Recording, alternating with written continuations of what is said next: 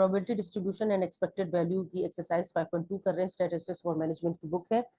5.14 question हम कर रहे हैं आज। इससे पिछले क्वेश्चन जो है वो उसकी रिकॉर्डिंग्स प्लेलिस्ट में मौजूद है, आप चैनल पे देख सकते हैं। अच्छा, इस क्वेश्चन में जो है वो लेटर्स के लॉस्ट होने के नंबर बताया है कि कितने लेटर्स जो है वो किस मंथ में लॉस्ट हुए हैं, जो ट्रक के जरिए गए हैं, जो एरोप्लेन के जरिए गए। हमने एक्सपेक्टेड वैल्यू फाइंड आउट करनी है, ट्रक की भी और एरोप्लेन की भी। तो हम फाइंड आउट करते हैं और हमने ये बताना है कि किसको उसे इन्वेस्टिगेट करना चाहिए। ठीक है, कि ट्रक वाले को इन्वेस्टिगेट करना चाहिए या एरोप्लेन, मतलब ट्रक के जरिए जो जा रहे हैं उस चीज को इन्वेस्टिगेट करना चाहिए इससे, या एरोप्लेन को इन्वेस्टिगेट करना चाहिए। तो हम देखते हैं कि दोनों की एक्सपेक्टेड जो है वो लॉस्ट क्या आ रही है, लेटर्स की लॉस्ट होने की एक्सपेक्टेड अमाउंट क्या आ रही है। तो पहले ट्रक की फाइंड आउट कर लेते हैं। जब हम ट्रक की फाइंड आउट करेंगे तो हमारे पास क्या आएगा, हम सबसे पहले तो हमें फ्रीक्वेंसी डिस्ट्रीब्यूशन बनाना पड़ेगा, क्योंकि फ्रीक्वेंसी नहीं गिवन। ठीक है, तो फ्रीक्वेंसी डिस्ट्रीब्यूशन बनाने का तरीका क्या है।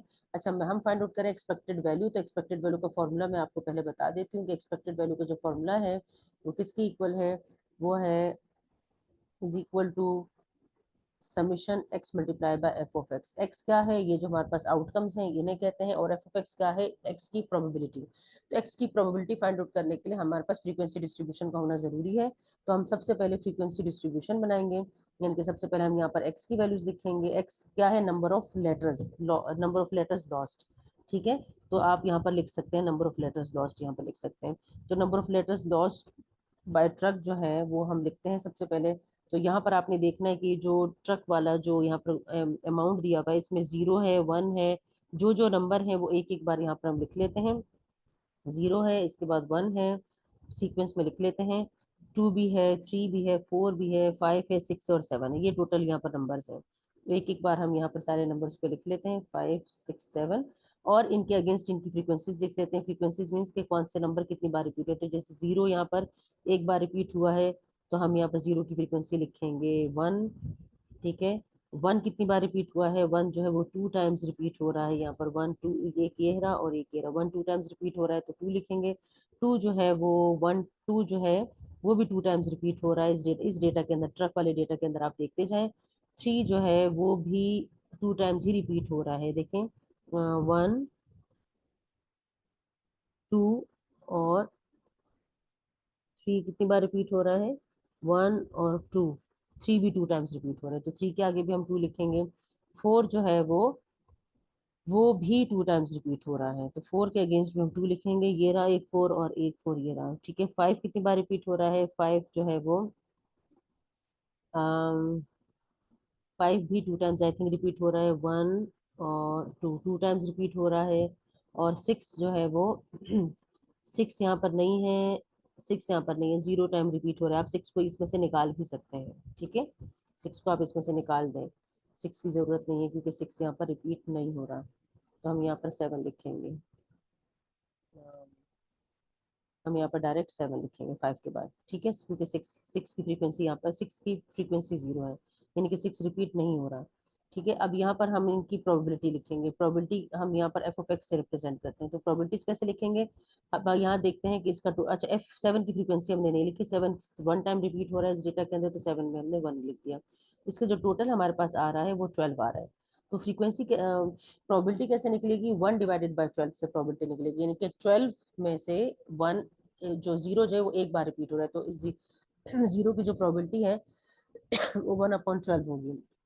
तो 1 डिवाइडेड बाय जब 12 करेंगे आप तो 0.0833 आएगा, 0.0833।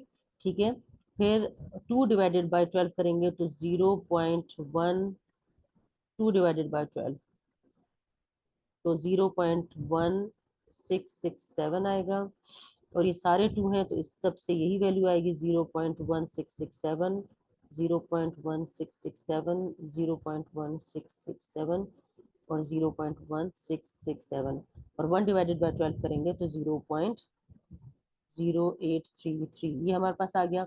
अब एक्सपेक्टेड वैल्यूज दिखते हैं। एक्सपेक्टेड वैल्यूज कैसे फाइंड आउट करेंगे, एक्सपेक्टेड वैल्यू के लिए क्या फॉर्मूला है कि x multiply by F x, यानी कि इस कॉलम को और इस कॉलम को मल्टीप्लाई करते जाने, इनके 0 मल्टीप्लाई बाय दिस तो हमारे पास 0 आ जाएगा। यहाँ पर हम लिखते जाते हैं। ठीक है, कलर को हम करते हैं चेंज, क्योंकि यहाँ पर हमारे पास दूसरी साइड पर चला जाएगा तो आपको नजर नहीं आएगा। ठीक है, तो 0 पॉइंट इसकी इसकी तो प्रोबेबिलिटी 0 है, एक्सपेक्टेड वैल्यू 0 है। फिर 1 मल्टीप्लाई बाय दिस नंबर 0.16, तो यही आएगा 0.1667 ही आएगा।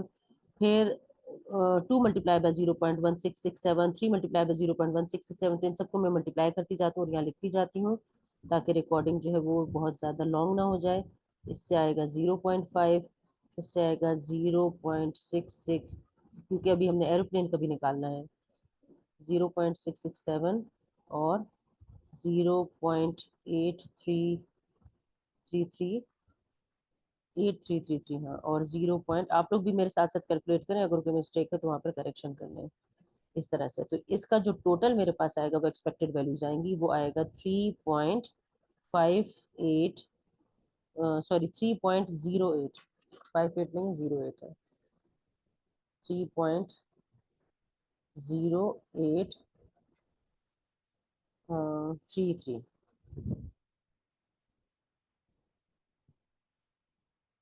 3.0833, ये हमारे पास वैल्यूज आ गई ट्रक की। ठीक है, अब हम निकालते हैं एरोप्लेन की भी निकाल लेते हैं। अब एरोप्लेन की जब निकालेंगे तो हमारे पास यहाँ पर एरोप्लेन का जो डेटा है इससे हम देखेंगे कि ये कितनी बार कौन सी वैल्यू रिपीट हो रही है। यहाँ पर पहले हम एक्स को लिखते हैं, यानी कि कौन कौन से नंबर्स यहाँ पर आ रहे हैं। तो 0 है, 1 है, 2 है, 3 है, 4 है, 5, 6 है, 7 है, और बस यही वैल्यूज हैं। ठीक है, ये वैल्यूज हम यहाँ पर लिख लेते हैं। तो 0 से लेकर 7 तक की वैल्यूज हैं। तो 0, 1, 2, 3, 4, 5, 6, 7 वैल्यूज हैं। अब हम इसकी फ्रीक्वेंसी, इसके अगेंस्ट इसकी फ्रीक्वेंसी लिखते हैं। 0 कितनी बार रिपीट हो रहा है, 1 कितनी बार रिपीट हो रहा है, 2 कितनी बार रिपीट हो रही है, सारे सबकी फ्रीक्वेंसीज आपने यहाँ पर लिखनी है। तो 0 जो है वो एक ये रहा, और एक जो है वो ये रहा, 2 टाइम्स रिपीट हो रहा है। तो हम यहाँ लिखेंगे कि 0 की फ्रीक्वेंसी जो है वो 2 है, 1 की फ्रीक्वेंसी 1 है, 1 एक ही बार रिपीट हो रहा है, 2 की फ्रीक्वेंसी 2 है। यहाँ पे आपने देखना है कि 2 कितनी बार रिपीट हो रहा है, 1 एंड 2, 2 टाइम्स रिपीट हो रहा है। 3 जो है वो एक ही बार रिपीट हो रहा है, 4 जो है वो 3 टाइम्स रिपीट हो रहा है, 1 सॉरी ये रहा 1, 2 और 3, 3 टाइम्स रिपीट हो रहा है, तो 3 फ्रीक्वेंसी आगे। 5 की फ्रीक्वेंसी है, 5 भी एक ही बार आ रहा है, 6 भी एक बार आ रहा है, और 7 भी एक बार आ रहा है। तो इसकी जो टोटल फ्रीक्वेंसी मेरे पास बन रही है वो 12 बन रही है इसके लिए। ठीक है, 12 इसलिए बन रही है ना कि 12 मंथ्स का डेटा है। तो यहाँ पर अब हमारे पास, अब हम प्रोबेबिलिटीज निकालेंगे। तो प्रोबेबिलिटीज निकालने का क्या फॉर्मूला है कि हर फ्रीक्वेंसी को आप टोटल फ्रीक्वेंसी पर डिवाइड करते जाए, मतलब 2 डिवाइडेड बाई 12। तो 2 डिवाइडेड बाई 12 जब आप करेंगे तो 0.1667 आएगा। फिर 1 डिवाइडेड बाई 12 करेंगे तो 0.833 आएगा, 0.0833। ठीक है, 0.0833।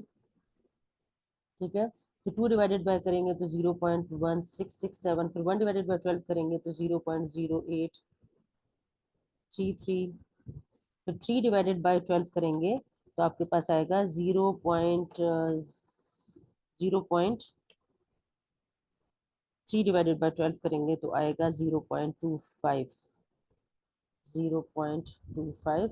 और फिर ये तीनों 1 है, 1 डिवाइडेड बाय 12 हमारे पास आएगा 0.00833, 0.0833, 0.0833, 0.0833। ठीक है, ये आ गई फ्रीक्वेंसी, प्रोबेबिलिटीज आ गई। अब एक्सपेक्टेड वैल्यू फाइंड आउट करते हैं। एक्सपेक्टेड वैल्यू का फॉर्मूला क्या है, x multiply by f of x, यानी कि एक्स को और एफ वाले, सॉरी एक्स और प्रोबेबिलिटीज को मल्टीप्लाई करेंगे, एक्स को उसकी प्रोबेबिलिटी से, एक्स को एफ एक्स से मल्टीप्लाई करेंगे। तो 0 मल्टीप्लाई बाय दिस नंबर जो है वो 0 ही आ जाएगा, 1 मल्टीप्लाई बाय दिस नंबर वापस यही नंबर आएगा 0.0833, फिर 2 मल्टीप्लाई बाय दिस नंबर 0.1667, तो इससे हमारे पास आ जाएगा 0.3333। ठीक है, फिर आ जाएगा, मैं अब डायरेक्ट लिख रही हूँ, ये x को एफ एक्स से मल्टीप्लाई करते हैं। ठीक है, तो सारे नंबर्स में लिख रही हूँ। फिर आएगा 0.25, फिर है 1, फिर है 0.4167, 0.4167 है, फिर है 0.5, और फिर है इसके बाद 0.5833। इसका जो टोटल मेरे पास आ रहा है वो है 3.1667। इसका 3.1667 आया, इसका 3.08, तो इसकी वैल्यू ज़्यादा आई है, तो इसका मतलब ये कि इसको एरोप्लेन को इन्वेस्टिगेट करना चाहिए। ठीक है, तो ये हमारे पास जो है ये एक्सरसाइज कंप्लीट हो गई है। यहाँ पर इसका एक्सपेक्टेड वैल्यूज की एक्सरसाइज जो 5.2 थी उसका सोल्यूशन कंप्लीट हो गया है।